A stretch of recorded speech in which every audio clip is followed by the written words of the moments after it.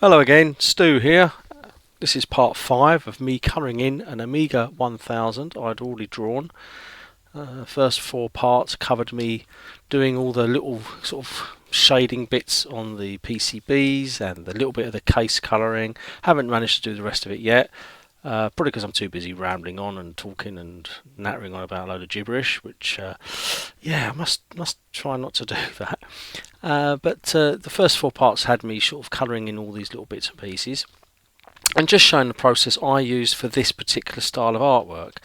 As I said before on previous videos, This isn't like the definitive way of doing it. It's just the way that the artwork was drawn. This particular style kind of fits in quite nicely with it. A lot of the lines are quite chunky, so because it was originally for a colouring book, and I've a lot of techniques I use for this are just purely based around this particular style. So it's kind of like a cartoonish style, I suppose. Gives it quite a nice look. So today, well, I say today, on this episode, I'm going to be concentrating on getting this keyboard looking a little bit more sort of coloured in, a little bit more representative of the real one. Although the source image, which you may have seen on the last video I did pop up, was particularly yellow. Very yellow keyboard. The case was pretty manky really to look at. So I've managed to kind of look at the some other reference photos of the 1000 keyboard. I have actually got one in the back room, and although mine isn't quite yellowed, it's a little bit, but not too much. And they're quite bright, they're quite sort of cheery looking things, and they felt really good at the time. So today I'm going to try and shade that up. So without me going on again, I'm going to start off by selecting the outside of the case.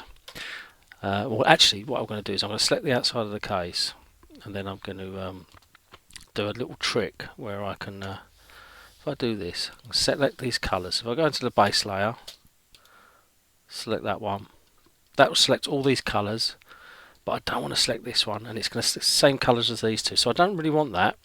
But what I'm going to do, I'm also going to select this bit. Now you're thinking, why are you doing that then, Stu? Well, the reason is I'm going to have a shading layer, which I've already put up here, which is a keyboard shade layer, which is this one, and that will be used for this whole area, but I want to separate these two bits off. So what I'm going to do, this is a little bit cheeky, well, it's not really, I suppose, is I'm going to plonk in, I'm going to take these keys out, I'm going to put them on another layer. So effectively it means that I can then shade these up separately. So what I'll do is I'll go into here, key shade, and I'm just going to deselect this bit here because I don't really want any of that. So if I go back to my normal selection tool, and I'm just going to deselect because it's using the same colours as the keyboard. What I have done on previous sort of illustrations on this style is I've actually changed the key colour. Get my words out. I've actually changed the colour of the keyboard and the case slightly from the other one. So when I do select it, it just does that and nothing else. But on this one I haven't done it because I was too busy rambling on, and I forgot. So that's what I'm doing. So now what we should have left is just this area selected. So it means when I come and do the keyboard colouring, I can just select all this really easily, really quickly. So I've got the key shade. Now I'm going to do something like red or something like that, just really so that I can select this all again, and it just means that I don't have to mess around manually going through and select it all, and it just makes life a little bit easier really, to be honest. The next thing I'm going to do is I'm going to do the same thing, but I'm going to do just the outside. So I'm going to just bring that down there like that, and it just makes life just a little bit easier for me when I'm coming to do the actual full shading of it, because it means I don't have to keep going around and select. I can select my colour, switch to the other layer, and then I'm back in the game, and I can just sort of just colour it all in. These are things I've done on my previous illustrations, but because I'm doing this sort of on a video, I think I got distracted with it. It's a very strange thing. I've not done this before, and I'm kind of getting better, but I keep on sort of messing up in terms of, like, I keep talking and forgetting to do things, and I suppose you just live and learn, don't you, really? Right, so this is the other bit. So I'm going to do the same thing. I'm going to fill that in a nice shade of blue, and again, it's just for that layer. It's just purely for me to select it, so I can come on here, select it, and I'm done. And it's like, so I can turn them on and off. You know, now one day if it lets me select when the layer's not actually visible. But if I take the opacity down, you won't see it anyway. But I could probably select by colour. What if it would pick the colour up from that layer?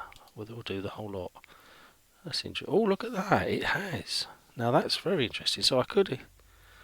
Hey, look at that. That's interesting. But it's picked up something there. Now that's very interesting. So yeah. So again, you know, I can. I just learned something then. Never tried that before. Anyway, so yeah. So what I've do is I can get this one selected. And what it means is when I do like if I select this lot here, I say right, select that by colour. That's all that lot. But I don't want to shade the middle bit. I can go on here, and then when I select, hit me Alt key, and I can deselect anything by that colour. And it should then, in theory, allow me to say punch. So if I do that and I punch that out, hit the delete key. Wrong way, Stu, wrong way. Invert my selection. Here we go. Invert the selection. Here we go. Go like that. There we go. So now all I've got is the outside selected. It just makes life a little bit easier, a little bit quicker. And then I've got the key selects there, and that's it there. So if I'm going to do this bit here, I can select this. Select by colour. That's done. Hide my selection. And then I can go into, get my new layer there, shade. This will be the key shader. Really shouldn't rename these ones. This is like temp. I'll just call it temp for now. Key shader. I can go in, and I don't need that layer. Now what's going to happen is because I've already got this selected, it means when I come in, I can then go in with brush, and I can draw away, and away it goes.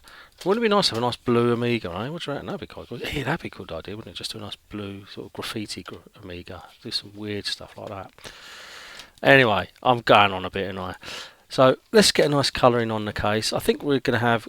If you look at the the 8000 keyboard, it's got like a little bit of a sort of a curved edge here. So what I'm going to try and do is bring that into this shading. But first of all, I need to put like a foundation on. So what I want to do is get these lines that are along here lined up with this. So when I move my brush along, it actually follows it. So let's do that. Let's move me thing around. There we go. So that's locked. Unlock it. Now what I want to do is bring these down here. I'm not too worried about knackering this up because I can realign it afterwards. Thing is, when I first started doing this, I did actually have a lot of these assistants about. And it gets to the point where you end up losing direction because you've got so many sort of lines about, and it gets a little bit too full on sometimes. So what I've tried to do as I've gone on doing these is to just reduce that so that I'm not fighting with the number of lines on screen, because sometimes you can kind of look at the wrong line and you think, oh, that's the wrong one. So by doing that, you can kind of manage the lines. So I've done that. Right, so we'll got that on there like that, and it just means when I come in, I can then just, you know, if I want to turn me selections on, like my snaps on, basically for this bit here, if I do the bottom bit, I can then delete and erase, and you know, and I will do the same for this bit when I come to do it. So I'm not going to do a lot of shading on this because I want to keep it quite bright. I just want to do something subtle. Now this is quite a nice little shade along here, so I might just use a little bit of that one, and I'm going to mix in a little bit of, make it a little bit more. I mean, you can go to, like, you know, if you go to a blue and you mix the blue in, and you get a slight blue tint, but I'm going to keep it over in the orange range. So let's go for that one again, and I'm just going to bring it in just a little bit, just not too much, just darken it a little bit, just so it'll take it off, and we'll see how that looks. So I'm going to go in, and let's increase my brush size a little bit, take my opacity right down. Let's do it to You know I'm going to put 5 on there, don't you? You just know it. Now, I did have a comment on my last video about saying, have you thought about using gradients? Well, that's a very, very good question. And yes, I could use gradients, and if I was doing it as a vector illustration, I would most certainly use gradients, because that's how you get a lot of your, your colouring is with gradients. But on this one, I've decided not to, because I wanted to keep it sort of fairly sort of organic, if that's the word to use. I didn't want to make it sort of too kind of clean. I wanted to kind of make it a little bit sort of what's the word to use? A little bit sort of rough, if that's probably the best way to say it. I want to keep it nice and rough. So it's not necessarily perfectly shaded. I mean, when you look at sort of in here, it goes dark, light to dark, and then light over here. Now I could have done that with a gradient, just gone straight across, which is fine. But there's areas up here where I didn't want it to be too light, because you're going to get, the power supply is going to be in the way. You're going to get a little bit of a sheen here, but not so much of a sheen there. And the same over here. You're not going to get much of a sheen here, but you'll get a little bit of a sheen there. And if I'd have done a gradient, I'd have had to bring it across, and then I'd have had to do some extra shading around here. Whereas if I'm just doing it freehand, I can just up and down the brightness, basically with the control of my pen. It just makes it a little bit easier and a little bit less hassle for me to do it that way. So anyway, I'm just got it onto erase mode now, so I'm just taking some of this off. Again, it's just subtle. I'm just making it very subtle. I don't want to make it too obvious that it's shaded. I mean, it's just to give it a very loose foundation, just so it's not so bright. The keyboard's nice and bright anyway, but it's not it's not like sparkly new. It's just enough. And if you look at that, you can probably just make out it's a very slight little bit of shading on there. What will happen is, once I come along and put the extra bits in, then it will start to take more form. And once you've got the little shadows going on in here, and all the keys are defined, and you get like a little bit of a under shadow there, a little bit of definition in here, and the same up here, it will start to sort of stand out a little bit more. But so this is like with all the other pieces, just a little bit of a foundation, nothing too fancy. So, and then what I can do then is, once I get to this bit here, I can go back to my thing, and I can go, right, okay, let's take the brush down. Now the light's coming in from up here, and there's probably going to be a little bit of a sheen sort of around here somewhere, which I'll add in. But on this bit here, because this is on the thing, on the edge, I want to just bring a line across here and just darken this whole area down. I've got my stabilizer on, which is not good, so that's on. I want on none. I think none's probably the best thing. And I'm going to snap to my assistants, which is actually a shortcut on my graphics tablet. Because what I tend to do is I set up a lot of the shortcuts I use all the time on the keys on there. So with my left hand, I can just quickly toggle them on and off. Now if I go along here, you should start to see the line. Now you can afford to go a little bit sort of heavier on the opacity on this one, because it is quite a dark area.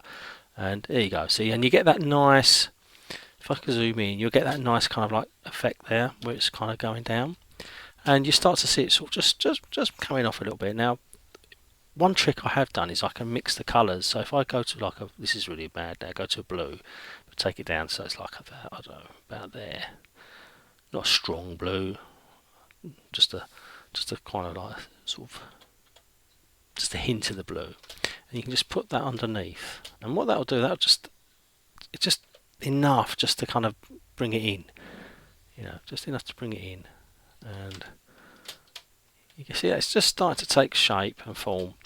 And again, what I'll do is I'll add a highlight along the edge here, and I have a little bit of a highlight on here, and then I'll shade this side off as well. Now I've done the blue. You probably think it doesn't really look much different, but believe me, it does make a lot of difference when you're looking at it. I mean, that's too much now, so I'm going to go back to that one, but I'm going to go to slightly more sort of stronger sort of saturation on that one. Let's go to there, that's it, and I'm just going to bring it along a little bit along the edge, make the brush a little bit smaller, and off we go. So we go along like that, there. And the great thing about this is I can delete a lot of stuff afterwards. So I can go in and I can go like that. And you sort of see it's giving that kind of curved edge now. Now don't worry about this bit here, because I'm going to erase this bit here and then go back over it. And I'm going to select just this area here. The great thing, because I've got this area for this area here already blued up, I can select the whole thing very quickly afterwards, which is why I set it up like that. So Control Shift A on my system it basically unselects everything. So I can go in here and then reselect this bit. Now, if I wasn't drawing this for a colouring book, what I would have done is I wouldn't have had a black line for the edge of the, like this bit here. I wouldn't have had a black line there. That would have been just left open like here. But because it was for the colouring book, I had to show in the illustrations that there was actually a line there, which is why a lot of these thumbs you've got like the edge of the keys, they would never have been, no black lines would have appeared on there. They would have been drawn without any of this. It would just been, but because of the style of the artwork, that's why they're actually they're drawn like that. So if I show you that, I've selected that bit now, and I can come in here and I can delete this bit, or I can just do that, right. And you can immediately see what's happened. But I don't want this edge shaded. I want it to be in shadow. What I might do after is I might come in and actually add a colour to all these sides, so that you get a little bit of a dynamic lighting effect going on. So you've got another light source. I'll see how it looks. I mean, sometimes you can get too carried away, and before you know it, you've gone in and you've added too much, and it just looks a bit too busy. So right, we go back to that one. Let's crank my size up, push my opacity up. Say that 25 probably works, and I'm just going to go in and just do the whole thing. Like that. And as you can see, I haven't aligned this up, so if I go in and do like that, there we go. Now that side is there now, and because I want this to be quite a bit darker, I'm going to put another little bit in. I'm just going to stop like that. So just like that. That's in shadow, and there's my blue. Bring the opacity down. Bit 5, and just a little bit of blue, just to give it a slightly different tint to the colour. We go like that, and we're getting that. And the idea is to kind of similar to what's here, but not exactly the same. I mean, on this one I did use a little bit of purple, and I'm going to add that on here as well, because that's, you know, it was originally on there. And I think I've got it up here, haven't I? The purple. I think it was this one or this one, which that one or that one. I think it was this one. And again, what I said on my previous video, Critter doesn't save any of this stuff here when you save the file.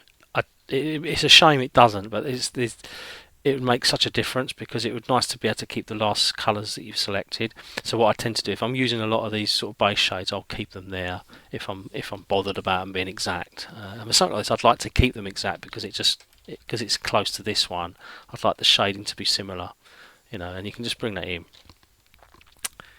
and I'm just going to touch the top bits like that, and then just bring it down. It just, I don't know, just makes a bit of a difference. And then I'll go over and delete it. But this is the weird thing about this, is because you think by deleting it would get rid of it quite noticeably, but it doesn't. It's very subtle. It's a very subtle deletion process on this. It doesn't, you know, and it mixes them all in at the same time. So you're kind of sort of sitting there and you think, oh, that's not too bad. It just takes it off, and then I go back over and I'll just add another little wash of that colour, and it just brings it in. So again, I'm not really too bothered about it being exactly precise. I'm going to switch to this other one now, and I'm going to go in and just bring that in there. Just put a little bit of shadow in that one there, and maybe not so much like that. There we go. Let's bring that up a bit there. Bring it down to 5, and we just go in like that. Just a little touch just there, just a hint that it's it's under there. Don't want it to be touched, because when you look at them, they're actually quite far out, and just want to do that to it, and then erase, soften the edge. There we go. So just enough to show that it's underneath, and it's not that powerful. It's just enough to do it. And then what you can do is you can come in and just erase a little bit of this edge here, a little bit there, and I'm going to put a little highlight on here anyway, but it's just hinting it. It's just giving you that foundation for when you come back and put the highlights on, and it just makes a little bit of a difference to it. You know, and that's all it is really. You just sort of just fooling the eye into thinking there's something there when there really isn't. So that's the keyboard bit there done, and we can go in and do the same thing to this here. What I will be doing is I'll be having a lighter sort of shade on top of this, so there'll be like a little bit of a sheen going on.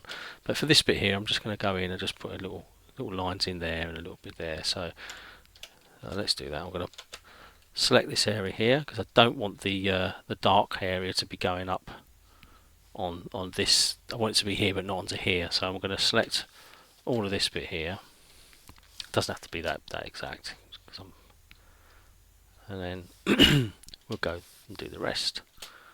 There we go. So I'll put that on there and just bring that in.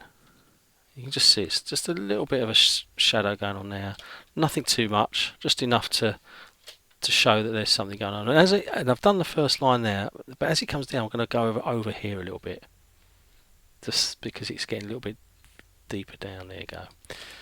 And again, it just gives you that little bit of a reinforcement of the view, a little bit of reinforcement of the angle, but not too much where it looks a bit out of place. And then what I'll do is I'm going to come on, I'll lock me assistant on. The reason being I can then draw on this line, and it'll just add a very slight shadow on the edge. Nothing too much, just a little slight shadow there. And you know, again, it just adds a little bit extra to the look of the whole thing. Bring it in, there we go, and just back again like that. And it just gives that a little bit of depth. Don't want a lot. Don't want a lot of depth on it. Just a little bit on there, just to bring it out. Right, next bit is to do this one. What I will do is I'll get this out of the way, and then I'm going to start on these keys. But I'll do time lapse on the keys because it'll just take too long otherwise.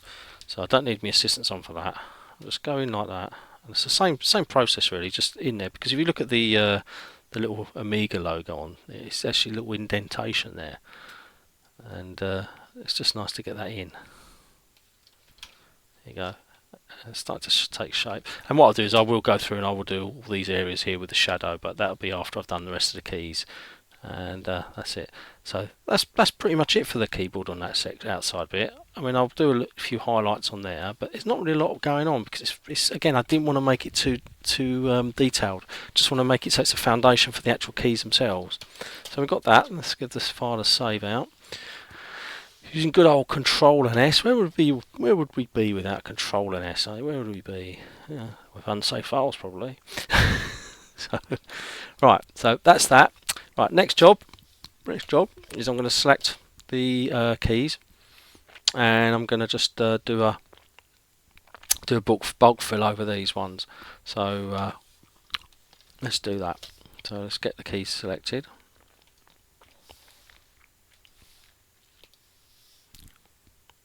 And then I'm going to put the key shader on that. That should be in. There we go. And what I can do then is I can go in, and a lot of these will need like this. The plan is to do kind of this kind of effect to it. So I do that, and then I go up again, and you kind of get like a. I mean, that's a bit harsh, but that's the idea, is to give it a kind of nice shading on there. But the unfortunate thing is, because I don't want it to shade on here, I have to go through and select everything manually, which is why I said I'm going to go into time-lapse for all this, because it does take an age. The reason is because I'm using these big brushes. If I started going over it willy-nilly and I didn't have anything selected, when I'm doing this bit here starts picking it up, and then this bit here will pick it up, and this is going to be lighter. So, and I don't want it on the key on the case. So if I'm doing this and then I'm going like this, and I'm weird, you end up with all these areas getting caught up in the brush strokes, and it's like, it doesn't look right. So hence why I have to go through and and select each one. So it's painful, but it's worth it because it does look really good at the end, and yeah, it's something I enjoy. So I don't enjoy the keys too much because the first sort of dozen, half a dozen are okay, but when you get to like halfway across the keyboard and you look and you think, actually I've got loads to do yet, you think, oh. So I think it's time for some time lapse, don't you?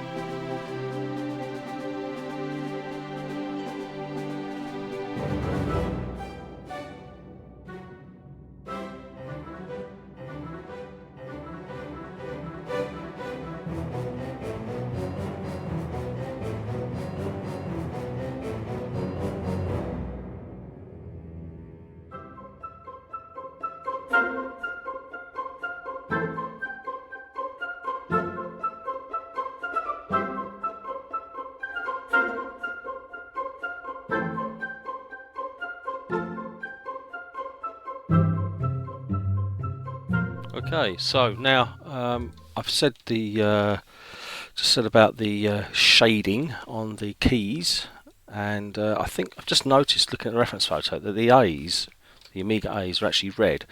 If only I had my Amiga 1000 sitting on my desk, I could just glance over and have a look at it. But unfortunately, it's not. It's in storage in the back room here, and there's a lot of boxes in front of it. And so for now, I'm relying on reference photos. So what I've noticed is because it's a red colour, what I'm going to do is I'm going to go in and just change the ink colour on here, and we'll just do that. So there's the keyboard details. Yes, that I think I've already done it. Yeah, so I've already done that. That's this bit here. I won't shade it. Let's do a nice red. I think it's kind of I don't know, it's sort of quite a generic sort of red, standard sort of red. So I'm going to go with this sort of colour for now, and I can always tweak it afterwards. So let's put that onto there. Right, now if you notice what I just did there, I've actually locked the opacity levels. So effectively what it means is that it will only pick up pixels that have already got a registered as drawn. So if there's nothing there, like here, doesn't matter how hard I push, it won't show. But as soon as I go over to an area which has got some pixels, and even if it's like picked up an opacity of like 1, with a 255 scale, it'll be like 1, it'll pick up that colour. If it's 0, it'll just ignore it. So, which is a fantastic little tool, which I know a lot of software does that. But I'm old school. I'm still used to pixels, and it's like that's amazing. So just go over there, just draw that on there. Now I'm not sure that red's quite right. I'm going to bring it over a little bit. Again, these will be shaded slightly, so I want to kind of preempt the shading that's going to go on it, and make sure that the colour is going to pick up a little bit of highlight and also pick up a little bit of the shading afterwards. I might even go through and thicken these up, these A's. I don't know how realistic they are in terms of. I mean, they're quite realistic. I mean, I did get quite sort of carried away when I was doing the keys. I mean, once you've got the style sussed out, you just go in and do it, and it's fairly easy. And I think the hardest thing was trying to keep them sort of all within the same kind of area, and keeping the lines going. But it all kind of worked out in the end. I think that's probably going to be all right. That A, I think it'll pick up the colour okay once I come in the shading. Now here's a question. I don't know what colour this caps lock is.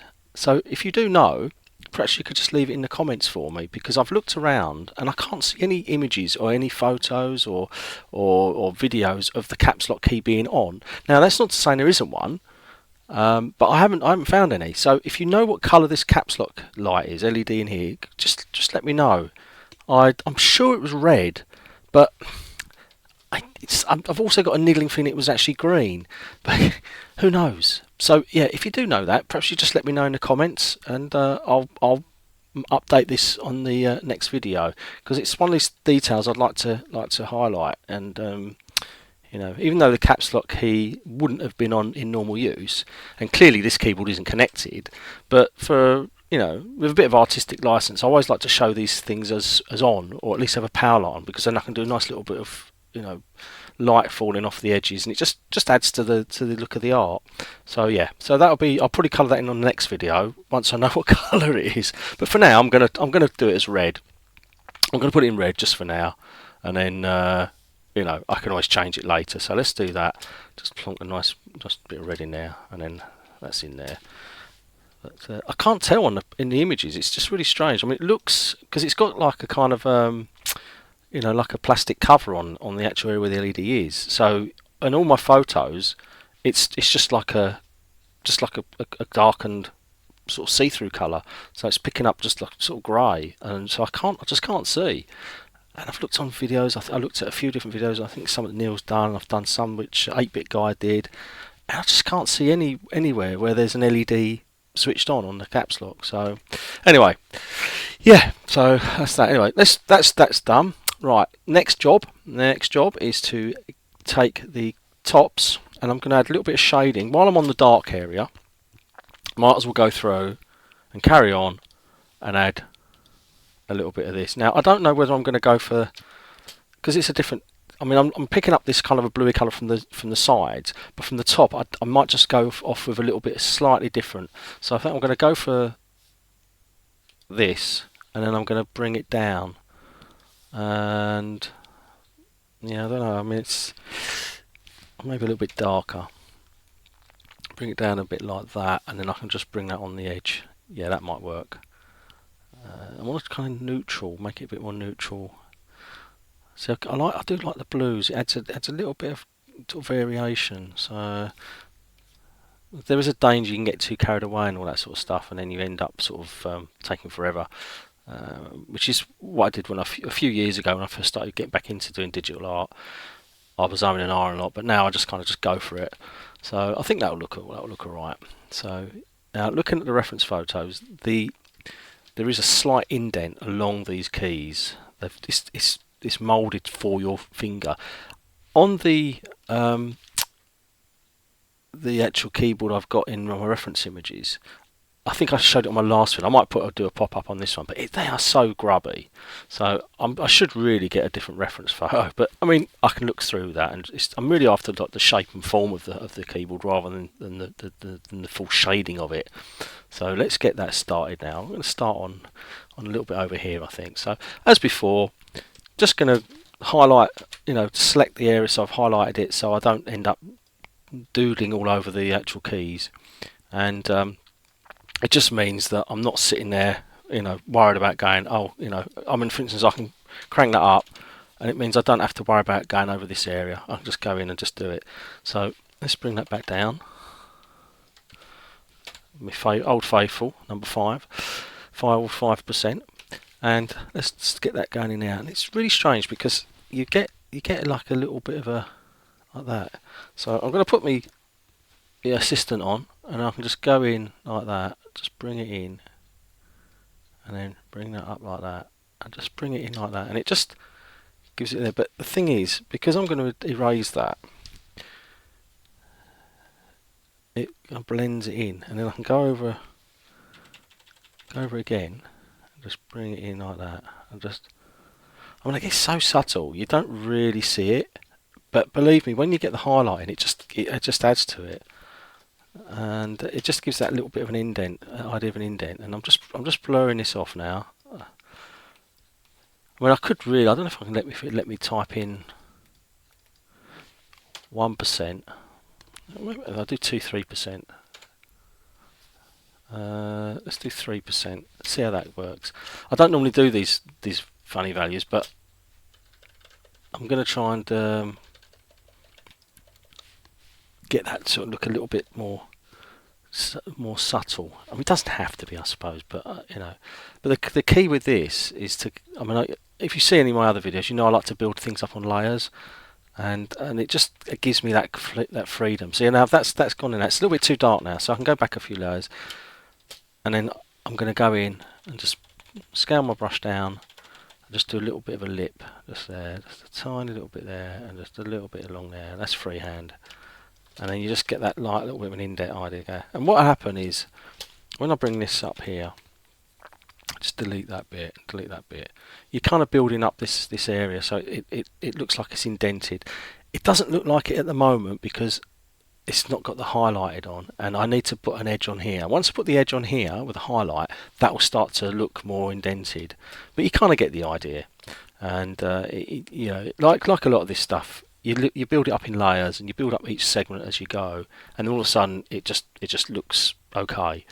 The process involved in doing it often makes it look a bit rubbish to start with. You think, oh, that don't look much cop. But it's when you put all the components together and you look at the finished thing, then it all kind of pulls itself into something that looks kind of fairly presentable.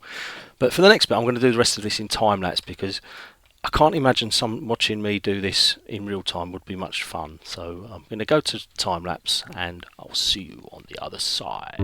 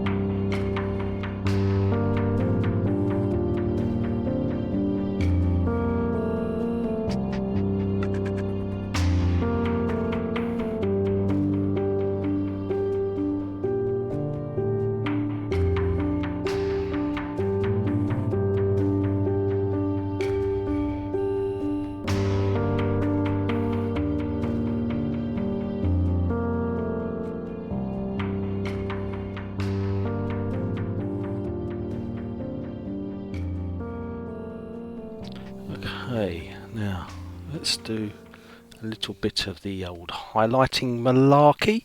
So for that, I mean, I could use the highlighting layer which I've used on the PCB, which kind of makes sense to keep things a little bit tidier, otherwise that'd be like a zillion layers. So I'm going to do that now. Lock that one off, because knowing me, I will actually click that by mistake. I've done it before. Oh, one thing I will do is, if you look at there, you can actually take this down a little bit. Sometimes being black, because it was for the colouring book, I wanted it to stand out, but when you look at the actual keys, they're actually a grey colour. So got two options here. I could either go through and shade the whole lot with a shade of grey. I could cheat and just bring the opacity down a little bit on them, and see, I mean, the red was quite strong, so it also works for the red I've added to the two Amiga keys, and just takes that down. I mean, I could go right off like that. You can sort of see it makes, you know, just bring it up to what sort of shade represents the actual one in the reference photos I've got.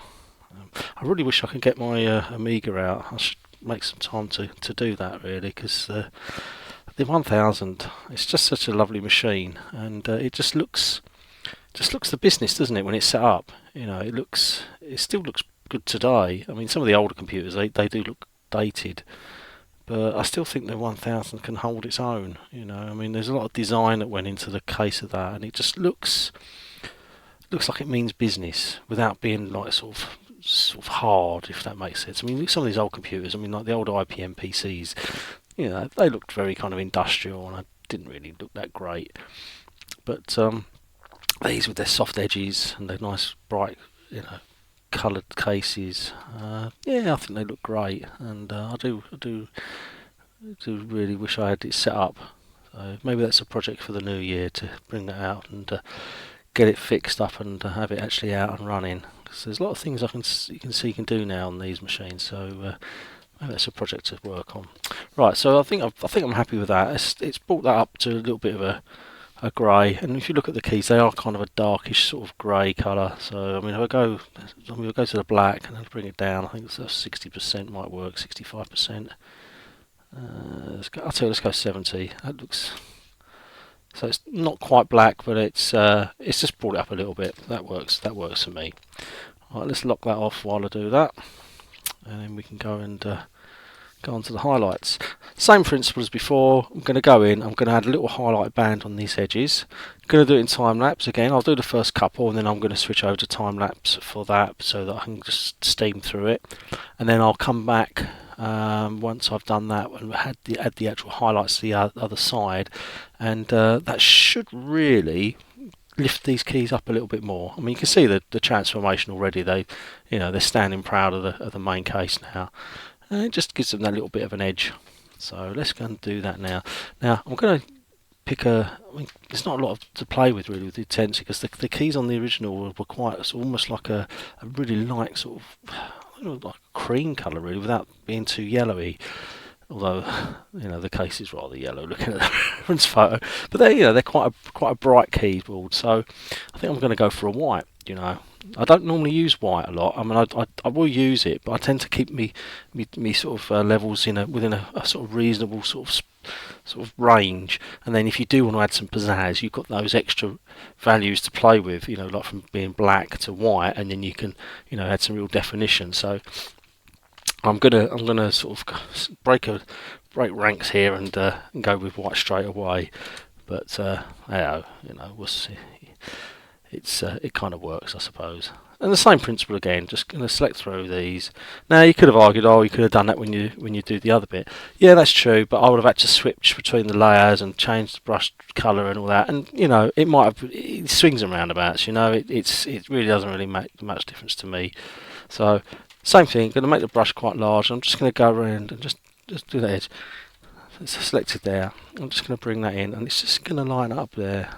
And just bring that in, and again, it's really subtle. It's not a really kind of like strong effect, but it's just to lighten the edges up to show there's a little bit of a lighter shade hitting that, with the lights just coming in, just catching that edge, and then it just makes that just stand out, and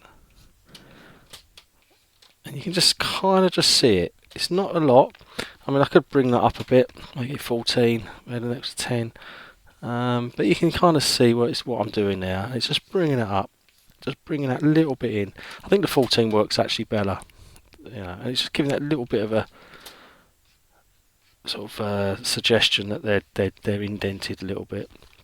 I think I'm happy with that. That's all right. I can always come back through and just delete this centre bit so that it doesn't affect the dark area. And I think that works. That's not too bad. It's subtle enough.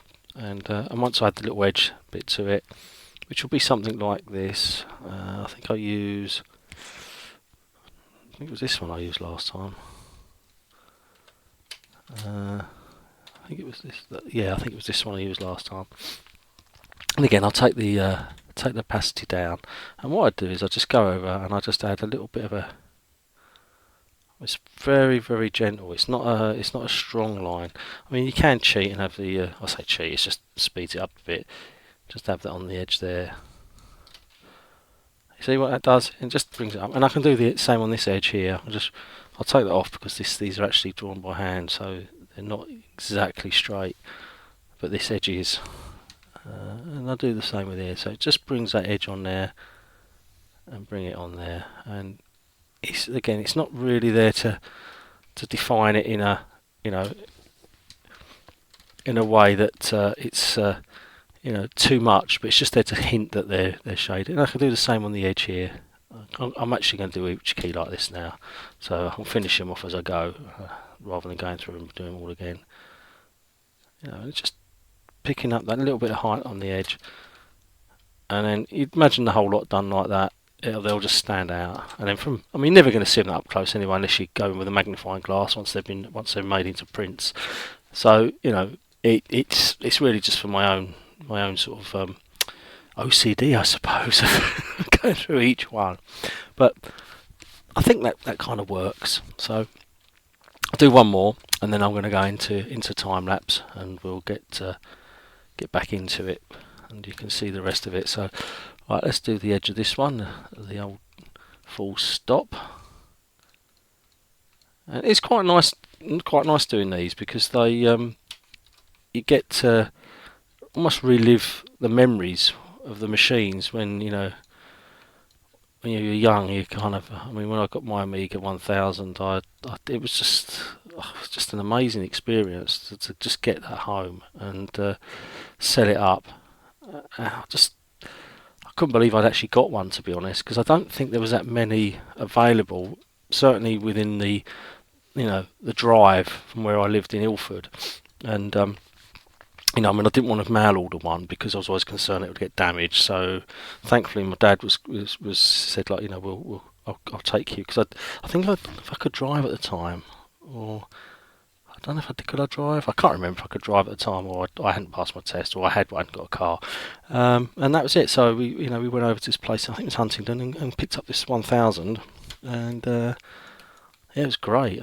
I think it was some kind of industrial stuff. I think they just imported computers, and we got this one. They had some UK stock in, and that was it. I was really, really excited. I was just so excited to get it, and it just just totally transformed my my life in a way, I suppose, because it gave me the option to sort of get into doing more pixel art. And well, I mean, it wasn't even called pixel art back then, was it? It was just graphics, computer graphics, and managed to build up my portfolio of work. And then that got me a gig doing some budget titles for Impressions, which I mean, some of them games were pretty ropey, to be honest, but it didn't matter to me. I just was happy to do the graphics. I was just happy to be able to get there and just get them done. Just get some experience and work with some programmers who some knew what they were doing and some maybe not so. And it was a great experience to do all that. And yeah, so it was a brilliant time. I'm going to just put a little bit of extra lighting on that edge there and bring this up there. Just so it's a little bit of maybe a little bit over here, and just put a little bit more on that one there. There we go. Yeah, it was a great time to do it, and I mean, I wish I'd got into the Commodore 64 earlier, because I was at school and played lots of games, but I wished I'd got into the coding of that a little bit earlier, because I would love to have got, got to a stage where I got a couple of games out off my own back, but I was too late to that party. But having said that, if it wasn't for Battle Ball and it wasn't for Powerhouse Publishing, I would never have had the money saved to get to 1000 at the time I did. And who knows, if I hadn't have got it at that time, somebody else may have got to the gig at Sensible before me, and I wouldn't have got a foot in the door. So they say things happen for a reason, don't they? So I certainly do believe that. So as I've gone through life, things kind of happen. You do something, you feel like it's not going anywhere, and all of a sudden a door opens, and you think, if I hadn't done this, then that door may not have opened. So I always think that, I'm not saying there's a big master plan, but I think you make your own luck and you can make your own destiny. You just work hard, keep focusing, and eventually things do align and opportunities present themselves. And and I certainly think that's happened with me in my life. So it's pretty cool. So anyway, I'm not going to ramble on anymore, because, as you know, I do like to have a good old chat. Great company in the pub, by the way. So just give me a few pints and I'll be happy to talk for hours on end. And or a graphics tablet and a screen and OBS Studio, and I'm there. I'm talking away. But I'm going to go to time lapse now for the rest of this, and I shall see you on the other side.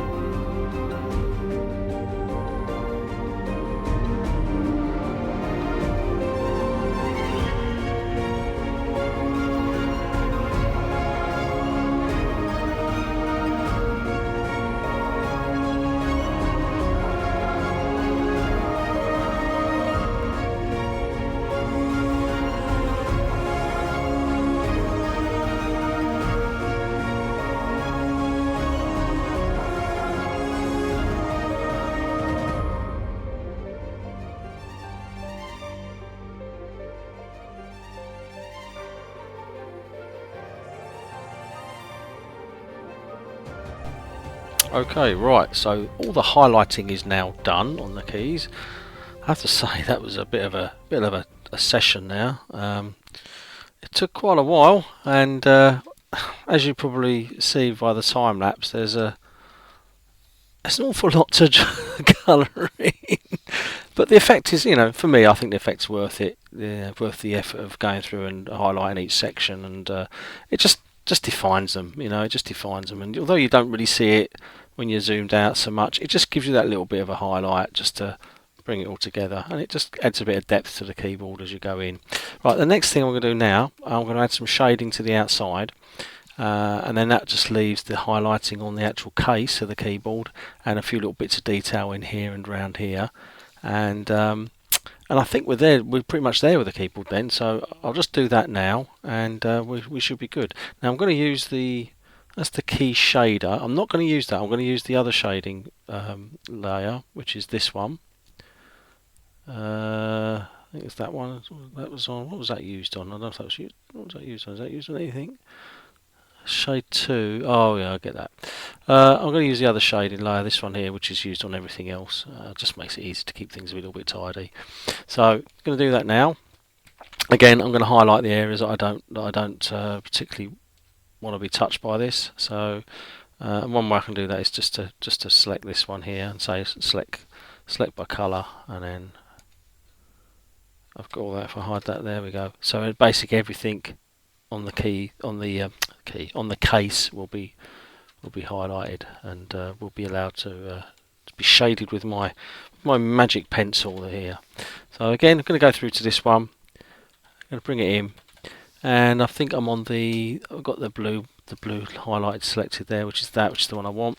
And I'm going to bring this up just a touch, because I don't really want it to be too heavy. I'm going to bring this down. What I want to do for this one, because I want to go through in strokes, I'm going to actually adjust my where's it going to adjust my assistant. That's over there. Come back over here, you. Bring my assistant down. I mean, I could have multiple assistants on here, but I'm not going to bother, because I'm not going to use them all like that again. So, and I can really easily adjust them all. It just makes it easy for me, because I don't really want loads and loads and loads of lines everywhere, because it just makes it a bit confusing when I'm trying to work. Bring that up there. I have to say, this is a fantastic way of if you want to draw yourself, draw yourself. Hey, here's a mirror. If you want to draw some computer stuff yourself or anything like this, these assistants they're just a lifesaver, really, because rather than having to construct all the lines in a layer and then work out yourself, it just makes life so much easier just being able to drag these on here, and you put that on there like that, and you know that everything along this line will be in the correct perspective for the angles that you've got. And it's great when, like, say, for the monitor, when I had the monitor, I used it on that quite a lot so that I could get the angles. And even on something like this, and the external floppy drive, the same thing. It's a little different angle. Just put the perspective on there, and it means when I do my shading, I can just keep all the nice lines in, that are true, I suppose. So right, that's that done. I'm just going to do the same with this one, because it's not far off actually. I think that is where I had it before. So yeah, that looks pretty good. So right, I go into there. Now that is now locked to that. Now as soon as I put Snap Assistance on, I should be able to just come in and just put this little subtle bit of shading in there and bring it across there. Now, what I did on the other ones when I did these is I actually deleted a little area in between, so it gives it a little bit more of the impression that the light is being cast. So you can go across and just bring them in and then bring it like that. So it's just that kind of thing, and it just works. What I'm not going to do, I'm not going to do it like that. I'm going to this is why I did the other layer. Right, gotcha. So it's a bit late in the day and my brain's going, oh, all those keys just make my brain hurt. What I'm going to do is I'm going to go in and I'm going to do these at full opacity. So and it basically means when I come in, I can do that. That's what it is. And I can bring this down. I think I did this trick on the other one. What was it? On the what video was it? Number 3, I think I did this on. I think it was video 3. Which is a great way of doing it, because the thing is, when I have my opacity set, when I start layering them up, you get like a layered, obviously because it's opaque. Don't want that on the shadows, because on this bit, because I'm using these guides, it just makes life a bit more difficult, because then you've got to, especially if I'm doing this and then I go like that, where they cross over, I'll show you. I mean, you'll see what I mean. If I do that, say 50, whatever, do that, come it down like that, and then I come across here with the same intensity, same opacity level, but as soon as they overlap, it darkens it. And of course, that's a bit of a problem, because that wouldn't happen. So by bringing it up to 100 and then using the actual layer opacity to whatever, I mean, it doesn't really matter at the moment. I can do this like 10% or whatever. I mean, I'll probably play around with this. I can just pull it in like that, stop there, and then I can pull this one in from, say, there. And where I stop, it doesn't matter, because it's actually part of the opacity of the layer rather than the actual brush. So it just gives me that little bit of extra freedom when I'm shading it all in, and it saves a bit of time, because I don't want to have to go through and have to, be careful too much, because I'll just put these big lines in and then I can go through and delete them afterwards. So I'll do that over there like that, and then once I've done it as I want, I can bring that up a little bit, 15%.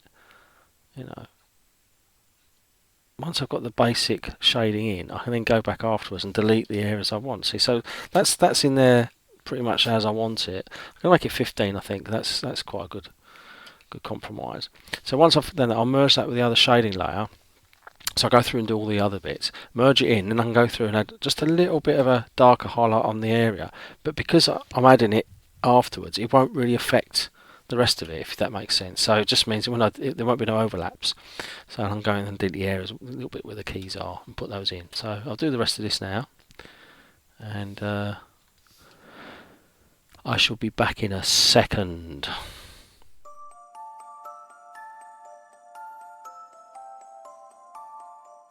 Okay, so I've done that. Now what I've just said was I was going to just put the merge that one with that one. So let's merge those together. Merge the layer below, and that should take the opacity from the layer I'm merging it to and apply it. And then it basically means when I come back in with my brush and I say I want that as, say, I don't know, 5%, which is obviously my favourite, it'll just give me that little bit of control on here, and I can go up a little bit. Let's do, I can go 25. You'll see that it comes in. It comes in, and then I'm in the right colouring. So if I go back to, that's the colour I wanted. Plonker. There we go. So bring it up there, and I can just put these little bits in here, like that. And that just brings it up. Just gives you that little bit of extra authenticity with the shading. I mean, obviously it's not photorealistic or anything like that, but it just gives you the eye gives the eye that little bit of extra help in building the picture up from what you see. So you can see it like that. It's those little gaps. You can just see those little gaps coming through. So I might just put a little bit more over there, just to bring those in. And again, it just gives you that little bit of extra help when you're looking at it. I mean, I say you don't need help, but I mean, your brain, it fills in the gaps and it goes, oh yeah, that look like, and you see that little subtlety there just coming in, and it just adds to the effect.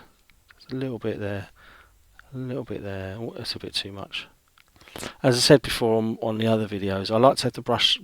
I mean, you could say, why isn't the brush smaller? And then you can just go. The reason I do it is because the edge of the brush is sort of, you get that kind of like effect, and I like that. And you can see, so it just makes it stand out a little bit better. And I'll do the same with these ones.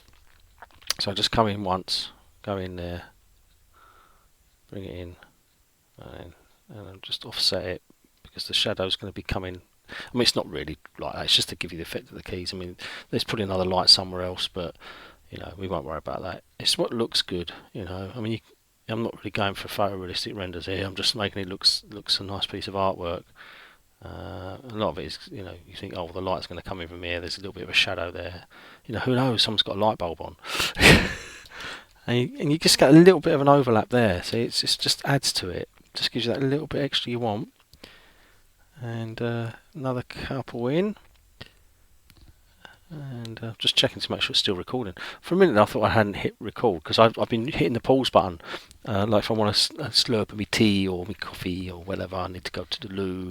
I've been pausing it, not touching it, so when I come back I can then resume. And I thought, oh, have I resumed the pausing then? So thankfully I did. Bring that in there, and the same with this bit. So it just gives you that little bit of extra that you want. Doesn't have to be that precise. I mean, none of it's really precise. I mean, I like the look of this sort of style of art. I've done a few other illustrations where I've been using this particular sort of style, and it kind of feels natural to me to do it like this. So, I mean, they say, don't they, when you're an artist, you kind of you find your style, and I don't know if this is my sort of natural style. I don't know. It's certainly one I've kind of fallen into using. I just find it quite an easy style to work with. You know, we've got black lines and then just fill in with the colour and a few highlights.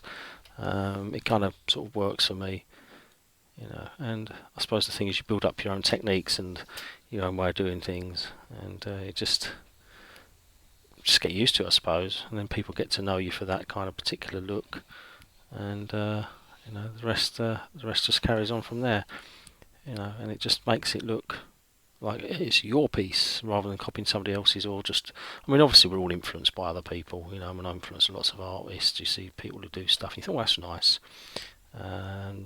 but the key is to obviously make it a little bit of a dodgy bit there. Like I've lost the, I'll have to fill that in later, but the key is just to, you know, find your own way, and then you can just, you know, sail away into the distance with your own art style and be done with it, and people know you for it, you know.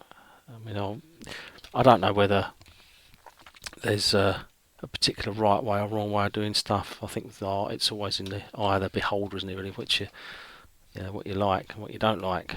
And we're all different. We all like our own things. Right, now I've done that, and what I'm going to do now, I'm just going to do a little bit extra here. I'm just going to I've deleted it, so I'm going to bring this down, and I'm just going to delete. I'm going to turn my assistance off. Just going to do just a little bit like that. Bring that in. Just a little blob in there, a little blob in there. Tidy these edges up here, because I don't want them to be so harsh, because it's a little bit too harsh for me at the moment. And a little bit there, that's quite harsh there still. And the same with that's a little bit harsh. And then bring that one like that. So you sort of see what I'm doing. I'm just fading it off a little touch, just so that it reinforces that shadow. And the same here, just a little bit. I mean, I'm not doing a lot, just enough to make it pop out a bit more. And then you get that kind of like where the light's just coming through a little bit. And I'll just do the same for this one here. Just blend that off a little bit. I mean, I say this technique I kind of discovered just by just falling into it, really. I just thought, well, that's the way of doing it, and I just stuck with it. I'm sure there are other people who do it differently, and so there's in my mind there's no real right or wrong way of doing all this stuff. You just do what you feel comfortable with. You know, it's not.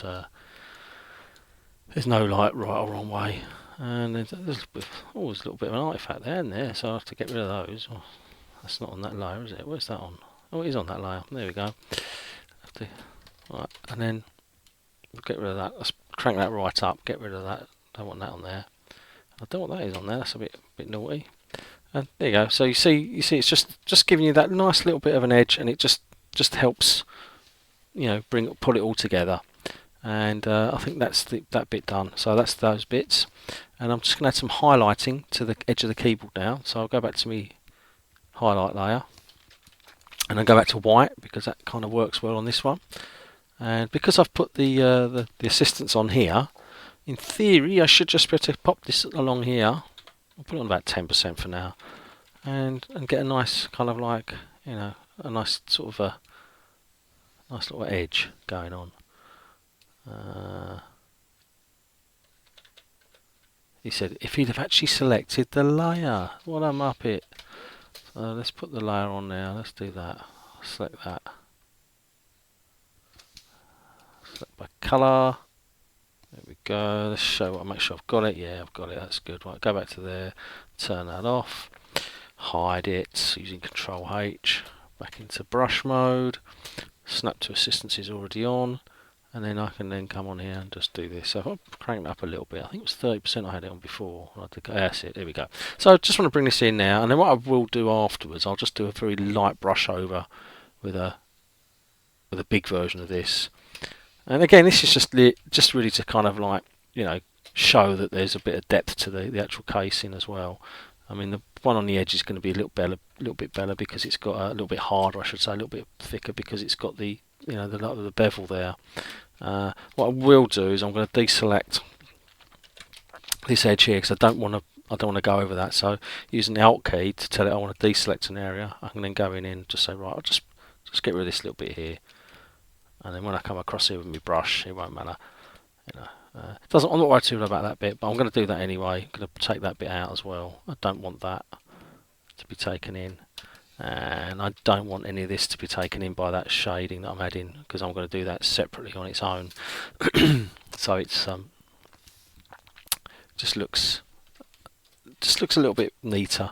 Right, let's hide that. Control H. There we go. Back to the, and I'm just going to go in, and I think probably about there. I mean, this great thing about this, because I've got the assistance on, I can just line it up and go run it across. It just makes life so much easier, you know. And especially if you've got a lot to do, say like an illustration like this, where you got a lot of keyboard, a lot of detail, and you're trying to make it look sort of fairly sort of presentable. You don't want to be messing around having to do a lot of this by sort of manually going. I mean, I did all these by hand because I wanted them to look like that, because the keys were all drawn, you know, freehand. I had these helpers on, and I went across like that, and I went like that, but I adjusted them for the keys because the keys are actually angled slightly, I believe, on the original. So when you look at the original artwork, when you look at the original photos on the original line art I did, you can see the angle slightly different, and so I thought, well, you know, I want to retain that by freehanding all the highlights. But I mean, for the case, I wanted it to be sort of solid, and then just like, you know, the roughness is just down to the width of the ink pen I used. So yeah, so you can see that's kind of added that little bit of highlight in there. And the next thing I'll do is I'm just going to do a brush over the whole lot to give you a little bit of a sheen that goes across here, and a little bit down there, and then I'm going to just put one in here, just a very slight highlight down here. I'm going to make this a little bit bigger, and I'm going to go in and just do.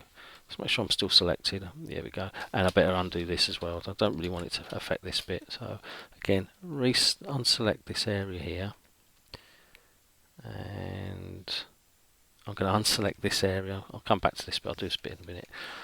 Unselect that bit there. So that's unselected. Don't worry about all that rubbish.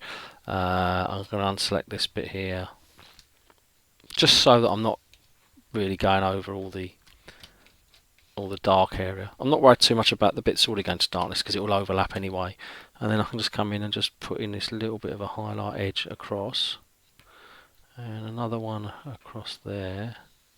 Doing it really gently, actually. I'm not doing it a lot, and you just, again, it just gives you that just a little bit of highlight there, because you know, it would pick up some light from somewhere else, so it's picking it up. And then I can drop that down to say 5%, and just do another one just on this very edge. But what I'll do is I'll go in and I'll just delete it now. I'll just delete the edge of it, just move it over a little bit, and just go in and just delete that little bit, just so it smooths it off just a touch. And I'll do the same for the underneath. So I'll just go in and delete that edge, and the same here, delete that edge, and it just you know, tidies it up, and you just get that slight little bit of a highlight on there. And there's the keyboard. You know, it's pretty much looking more solid now. And what I've done on the other ones, I've gone through afterwards like a final pass, and I just go through and I just add a little bit of extra like manual lines and stuff in there, and I'll do it on there in a minute, and you know, that's it. So let's do that now. So I've got the highlight. Go back to me highlighting my little marker pen. I don't know what that's called. What is it? That's like a little. No, it's like a fountain pen actually. And you can just come in and you can just put like the little highlights like there. See, so if I crank me volume up, there we go. Whack that in there, and then just bring that little highlight in there, and there like that. And I'm going to do the same here, but I'm going to run this across. I'm actually going to run this across now. I'll put my assistant on and run this across like that. And I'm pushing it quite hard so I can get the width down and then it's the width up, and then I can bring it up there so it just mixes off, and it just adds that little bit of extra shading there. Bring this up a touch, and I'm going to bring that down to 30, a little bit more, and I'm just going to go and do another little pass on it there, just to give it a slightly more.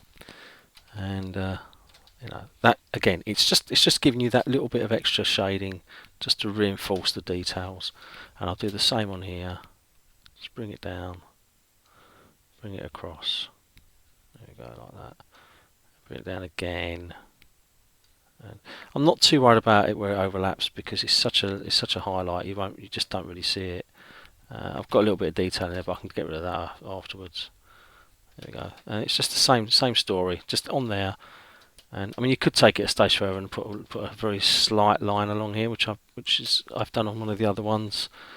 That again, it just gives you that kind of little bit of definition on the case. But it's surprising what a difference it actually makes. You put this sort of stuff in, you think, oh, why would you put a highlight there? But you do get that when you look at things. You do get like the highlight going over, and it's subtle enough not to be too in your face, but you see it. You know, it just reinforces what you're looking at. And I'll put it on the edge here, and I'll turn my assistance off, and I'm going to come down, just bring that down like that, and then just bring that onto that one like that. And you just get that little bit of an edge, and I'll do the same on this little bit of edge here. Just bring it down, and down there. Kept it quite chunky because it will be lost otherwise on the final, and I'll just still put a little bit of an edge on here, like that. And of course, it wouldn't be complete without the edge here being done, because it's going to be highlight. I'm going to crank it up a little bit. Let's put it on 20%. That's it. Just so we've got that little bit of highlight on the edge, and it just reinforces it. And now this is the bit where sometimes I think, well, shall I put one in there or not? Now what I might do, if I put it on there, what I can do is I can go in and I could actually delete, I'll go into like 5% or something, like that, and I hit delete, erase, snap to assistance. I could just bring this highlight off here, just take the edge off. You can sort of see it's just edging it off, but I'm going to make that a little bit smaller. And I'm going to crank that up just a little touch, because I can't highlight that because it's in shadow. But because in shadow I don't want to add the white to it, I want to take the colour that's already there and just to remove it slightly, so basically what's underneath will be revealed. And then what I can do is I can then go through, do it again there, I can just go through and add the highlight afterwards. So there we go, just put that like that. And it just again, it just a subtle line, but not enough to get in the way. And then I can go onto the highlight layer, crank that back to there, go to my 5, got my white selected, and I can just come in here and just put that line in like that.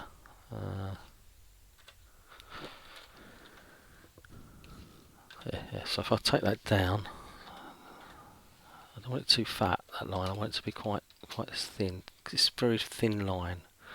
And to just bring that up to 20, I think 20% might be better. And just touch that along there, and I'm going to just fade it off, so cause I don't want it to be all the way along. Just fade it off, and it just gives that little bit of a definition. And then to finish that off, I get a bit carried away here, and I just plonk a little bit of highlight on there, a little bit of plonk a little bit on there. That's it. There we go. That's it. I think sometimes I get, because I zoom in so close to a piece of art, it's just my pixel art roots, that's all it is, because I'm so used to doing things at like this level. I like to see things at this level when I'm doing it, which is stupid really, because you're never going to see it, it's like that far away. But I suppose it's old habits really, isn't it? You just get caught in what you're used to doing. And so when I do this sort of stuff, I still go in at that level. So I think that's that bit there. I'm going to put a little bit more highlight on there. I mean, a lot of this stuff is not really needed. It's not like essential, But because I'm trying to, I'm trying to think of what it's going to be like when it's printed. You know, I'm trying to get to in my head that there's going to be a background color. There'll be like a background, you know, of like floppy disks or something or whatever I'm going to put on it. I've got some ideas of using these. I mean, the ones I've got on the shopper come out really well of the other ones, but there's a few ideas I'm thinking, oh, maybe I could do that with them, you know. So I'm kind of working a few ideas at the moment on you know what to do. And again, I just forgot this bit here. Same thing here. I'm going to do exactly the same thing. I'm going to get it onto. Let's do a small line now, and I'm just going to erase this section here. Again, it's not really sort of that noticeable, but it'll be just enough to give you that impression that, you know, there's a little bit of a join there, and you know, as you can see, it's there. And if I do over one more time, but I'm not going all the way along, it just defines it, you know, it just defines it in the style. Now, I didn't have to do that. I mean, I could have just, I mean, if I undo it, you can see it's not really made that much difference. But if I go back over, redo,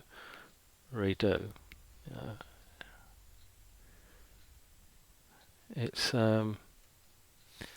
define it, and I can go back to my highlight and then go in with me white and just do a tiny little bit there, and just a little bit there, and it just gives you that little bit of extra oomph, as I'd like to say, a little bit of extra oomph, and the same bit there. There we go.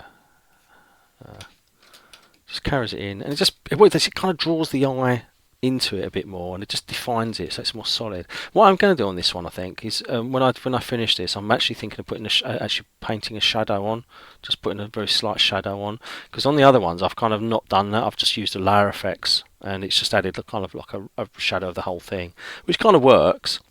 But for this one, I'm thinking maybe I should do the shadow of the keyboard, so you do actually see it going, you know, as the sheet keyboard's coming down there, you get a little bit of a shadow and it just brings it in. And the same under here. I'm thinking about doing it on this one because it just might look a little bit better.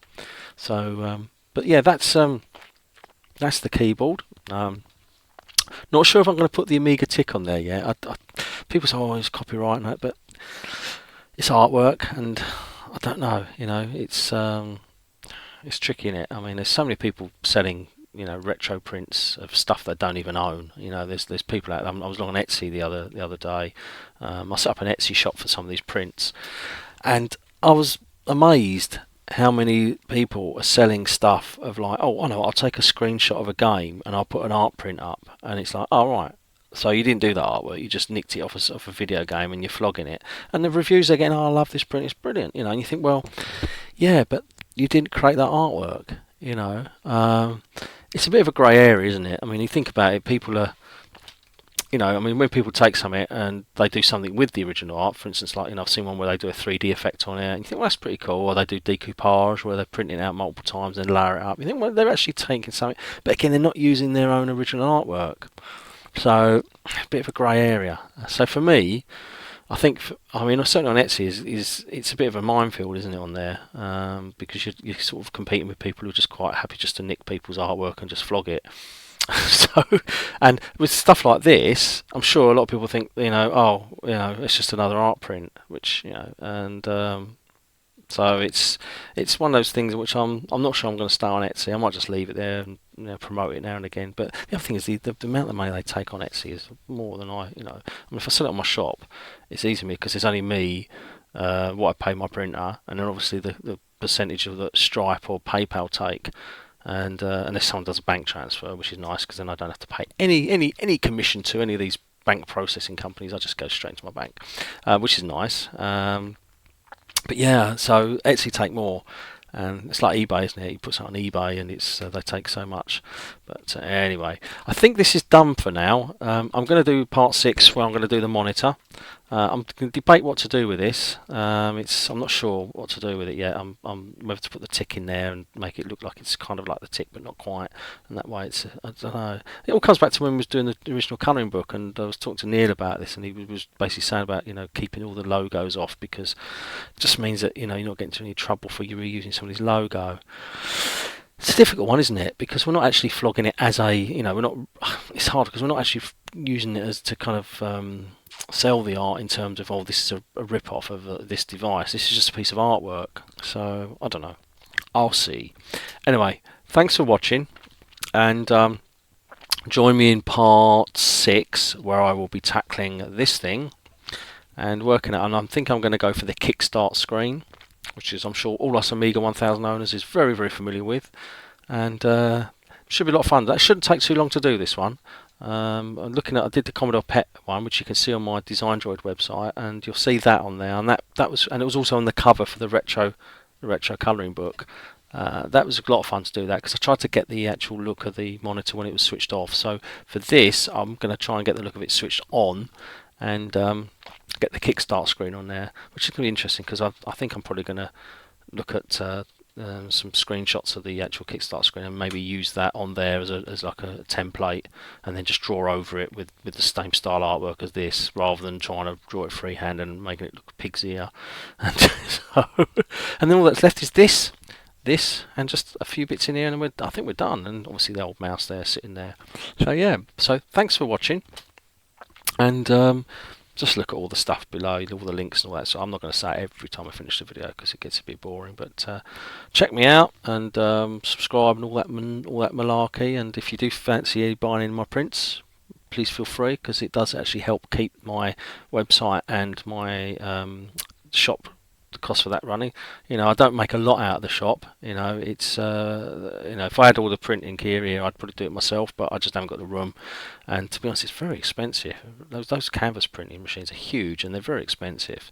So it's I'm trying to look at adding things to it. But yeah, anything you buy really does help. It goes into the pot of keeping my stuff running, and it's just nice that people appreciate the work I've done and the work I'm doing. Anyway, until next time. Bye for now.